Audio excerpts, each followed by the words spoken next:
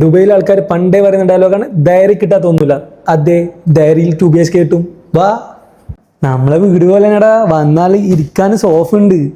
നാട്ടിൽ നോളും മക്കളും വരുന്നുണ്ടാ. ബീഫ് വെക്കാൻ ഡബിൾ ഡോർ ഫ്രിഡ്ജ് ഉണ്ട്. പെണ്ണുങ്ങന്മാരെ മെയിൻ പരാതിയാ, റൂമിൽ കാറ്റം വിളിച്ചില്ലെങ്കിലും കിച്ചണിൽ വേണം. നമ്മൾ റെഡിയാക്കിയിട്ടുണ്ട്. ഗ്യാസ് കണക്ഷനും ഫ്രീ ആണ്. സിലിണ്ടർ നമ്മൾ തരും, നിങ്ങൾ അങ്ങ് ഫില്ല് ചെയ്താൽ മതി. എല്ലാവർക്കും വാഷിംഗ് മെഷീനിൽ ഫ്രണ്ട് ലോഡ് മതി. നമ്മളെ സാധനം ഫ്രണ്ട് ലോഡാ.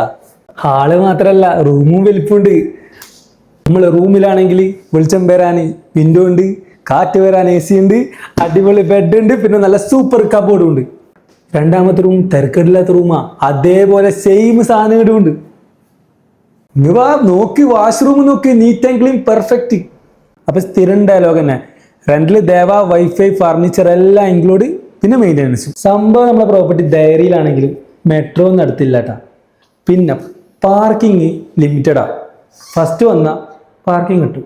മോനെ, ഡയറിയിൽ കാമൻ കോയറ്റായിട്ട് ഏരിയ വരുന്നുണ്ടെങ്കിൽ അത് അൽബറയെ, അവിടെയാണ് നമ്മൾ ഈ പ്രോപ്പർട്ടി വരുന്നത്.